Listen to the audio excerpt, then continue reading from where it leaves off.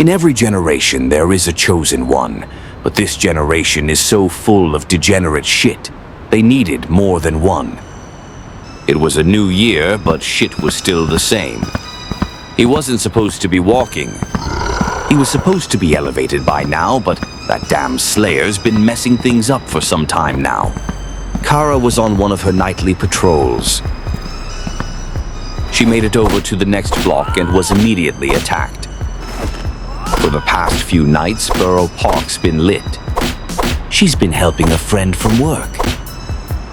You see, what happened is her work colleague's cousin disappeared from this area. She was last seen at an Airbnb rental on East 29th Street.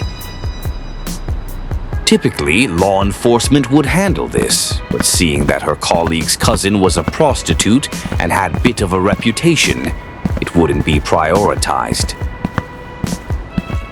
She definitely seemed to be asking all the right questions because the vampire attacks were more frequent. She immediately knew she was getting too close.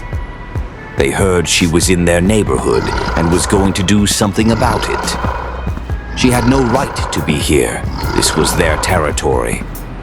People like her didn't belong here, and he was going to show her why. Go suck on somebody else, she thought as she drove the stake into his heart. They took off running because they didn't want to fit in an ashtray as well. Whispers of the Slayer's arrival in their community spread like wildfire. The Slayer and her kind weren't welcome around here. Something had to be done. This is our neighborhood. Hey, yo, I heard there's a Slayer out here doing damage. If she snoops in our business, we are fucked. Bro, I don't give a fuck about no Slayer. We over here turning up. Where y'all at? Meanwhile, over on Bedford Avenue, Kara found herself locked in a skirmish with the walking undead. Maybe something is going on around here, she thought.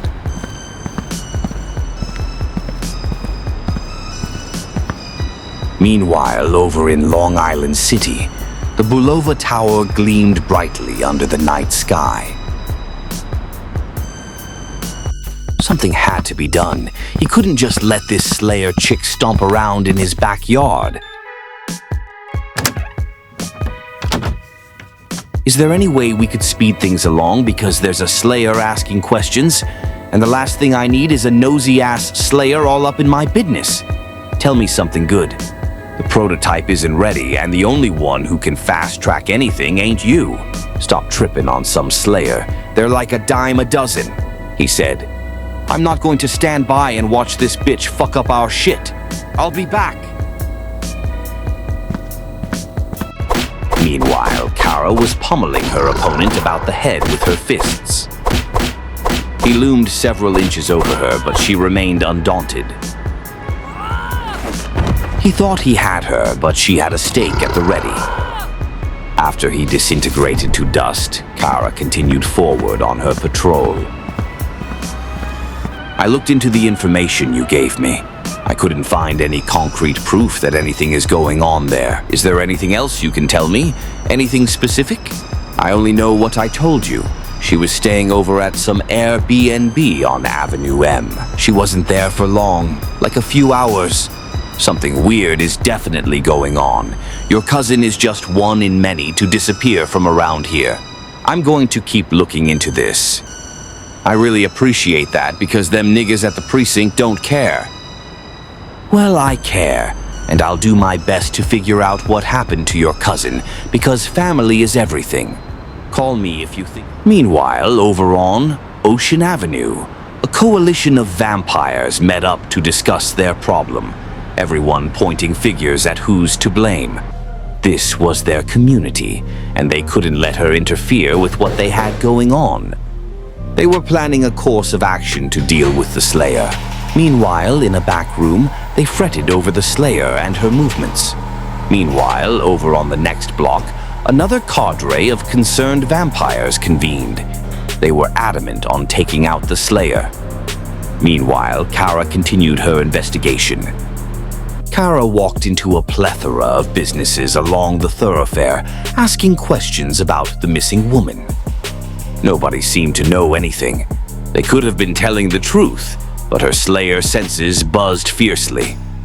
Somebody knew something. This woman couldn't have just disappeared in thin air. Could she? The counter girl watched Kara walk away with an unnerving smile. An eerie glow radiated in her eyes. Kara moved next door to the supermarket, a brand new sea town that opened a few days prior. She figures it's the only supermarket in the area. Maybe the missing woman stopped in here for something. She asked around, but received an unsettling feeling in her gut. Everyone appears to have answered straightforwardly, but she sensed they were lying. Lying through his motherfucking teeth. But she let him talk on, and she pretended she bought it. Because she was going to come right back here after hours and snoop around. You must be that famous slayer I keep hearing about, he thought gleefully. Kara moved forward down the street, headed to the next business, a fast food pizza joint. Hey Slayer, we hearing you walking through our streets. You gotta pay a toll, and by the looks of things, you ain't got it. Go home. Clearly you got me mistaken for your mama. You could talk to her ugly, undead, smelly ass like that. You must be crazy. She could see the anger growing in his eyes. They all charged at her, trying to take her out, but she held strong and maintained. Y'all entitled asses really think this place belonged to y'all, huh? You undead pieces of shit! She lunged at them with all her strength and might. Kara pummeled her attackers with a series of rapid punches.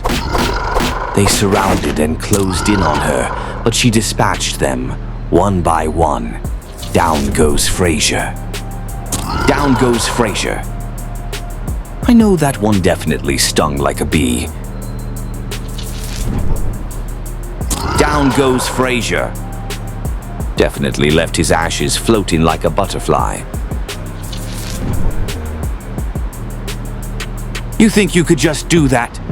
You think you could just kill my boys like that and get away with it? Think again, bitch. He came forward with fury in his eyes and began punching her in the face. Kara took the onslaught on the chin like a champ before returning shots of her own. They spent several minutes exchanging punches. Kara had to find her moment, but until then she went back and forth with him. He was strong and formidable, but she didn't stop. She unleashed a flurry of punches on him. He clapped her with a power punch that nearly knocked her off her notches, but she whipped out a stake with the quickness and jammed it into his heart. After vanquishing her enemies, Kara continued forward down the street. Something was definitely going on around here, and she was going to get to the bottom of it.